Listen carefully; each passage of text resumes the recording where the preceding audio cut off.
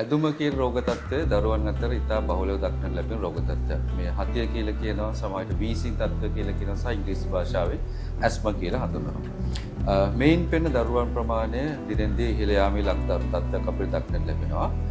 විශේෂයෙන්ම මෙය ජානමය පසුබිමක් තිබෙන, විශේෂයෙන්ම පරම්පරාවේ ආරයට යන තත්ත්වයක් සමග විවිධ පරිසර සාධක නිසා මෙන්න මේ කරුණු දෙකම බලපාලා ඇති වෙන තත්ත්වයක්.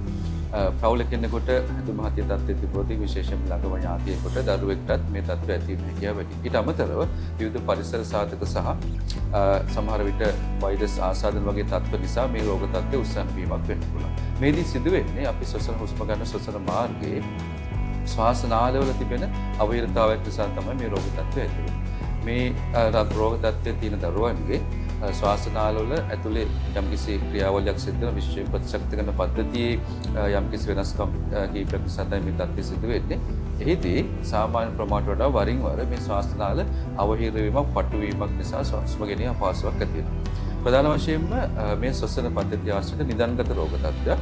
අපි දන්නවා අපි ප්‍රධාන වශයෙන්ම හුස්ම ගැනීම සහ ප්‍රාශ්වාස ප්‍රශ්වාස අපි ශරීරයට ඔක්සිජන් ලබා ගැනීම සිදු කරන්නේ ශ්වසන මාර්ගය හරහා, පෙනහළු හරහා.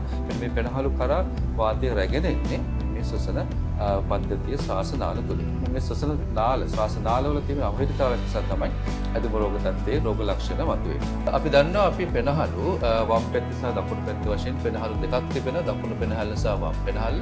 පෙනහළ ඇතුළේදී ශ්වාස නාල මිලියන ගාණක් හිතක් වූ නාල මේ වගේ බෙදි ඉඳලා තාම සංකීර්ණ ක්‍රමයකට තමයි මේ ශ්වාස නාල සැකසෙලා තියෙන්නේ. අපේ ශ්වාස නාලයක් අපි හරස් කඩක් කපලා ගත්තොත් මෙන්න මේ වගේ තමයි තියෙන්නේ.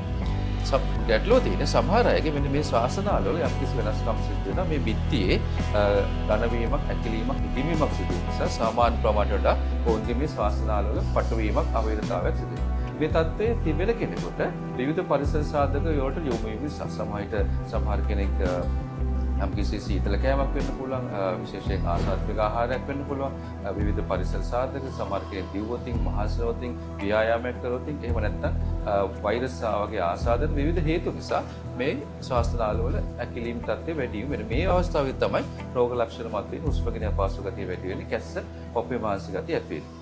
ඒ වෙලාවේදී අපි ප්‍රතිකාර කරොත් නැවත මේ තත්ත්වයට එනවා. මෙන්න මේ තත්ත්වය වරින් වර පවතින සැරිසරේ මේ වගේ තත්ත්වයකට පත් වෙනවා, රෝග ලක්ෂණ උත්සන්න වෙන්න පුළුවන්. ඉතින් ඇදුම රෝගී ප්‍රතිකාරවලදී විශේෂයෙන් වැදගත් වෙන්නේ මෙන්න මේ සාමාන්‍ය තත්ත්වයෙන් බැහැර වෙලා තියෙන මේ ශ්වාස නාල සාමාන්‍ය තත්ත්වයට ගැනීම තමයි අපි ප්‍රතිකාර වශයෙන් සිදු කරන්නේ.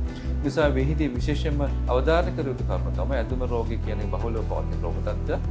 එය ඉතා හොඳින් පාලනය කරගන්න පුළුවන්. ඒ ජානමය සාධක සහ පරිසර සාධක නිසා සංකලනයක් විදිහට ඇති වුණු රෝග තත්ත්වය. නිවැරදි ප්‍රතිකාර ලබා ගැනීම තුළින්, නිවැරදි රෝග විනිශ්චය තුළින්, ඒ වෛද්‍ය උපදෙස් වලට අනුකූලව මේ ප්‍රතිකාර ලබා ගැනීම තුළින් ඉතා හොඳින් අපිට ශ්වාසනාවල තිබෙන ඇතුළේ තිබෙන වෙනස්කම් සාමාන්‍ය තත්ත්වයට අරගෙන දරුවන්ට අනිත් දරුවන් වගේම සාමාන්‍ය ජීවිතයක් ගත කරන්න අවස්ථාව ලබා ගන්න පුළුවන්. මේදී අපි දක්වන අපේ රටේ සමහරවිට මේ රෝග ලක්ෂණ තිබෙන කෙනෙකුට අනවශ්‍ය විදිහට දරුවන් පාලනය කර ගැනීම සිදු වෙනවා. දෙමව්පියන්ගේ සමහරවිට වැඩි ඔවුන්ගේ ආදරය නිසා තමයි සිදු වෙන්නේ. විශේෂයෙන්ම ආහාර පාන, ක්‍රීඩා කිරීම සහ වෙනත් දරුවන් සම වයසේ දරුවන් කරන ක්‍රියාකාරකම් වලින් වැළැක්වීම සිදු වෙනවා. නමුත් ඒ කිසිසේත්ම අවශ්‍ය වෙන්නේ නැහැ. මේ රෝග තත්ත්වය 100%ක් පාලනය කරගෙන ඔවුන්ට අනිත් වයසේ සම වයසේ දරුවන් වගේම සාමාන්‍ය ජීවිතයක් ගත කරගන්න පුළුවන්. මේ නිවැරදි ආකාරයට වෛද්‍ය උපදෙස් අනුව නිවැරදි කාලය තුල ප්‍රතිකාර ලබා දීම තුළින් ප්‍රතිකාර ටිකටම ලබා දීම තුළින් 100%ක් මේ රෝග තත්ත්වය සමනය කරගෙන සාමාන්‍ය ජීවිතයක් ගත කිරීමට අවස්ථාව ලැබෙනවා. විශේෂයෙන්ම රෝගය පාලනය කිරීම තමයි වැදගත්. අනවශ්‍ය විදිහට දරුවන් පාලනය කිරීම, ඔවුන්ගේ ක්‍රියාකාරකම් පාලනය කිරීම, ඔවුන්ගේ ආහාර පාන පාලනය කිරීම කිසිසේත්ම අවශ්‍ය වෙන්නේ නැහැ.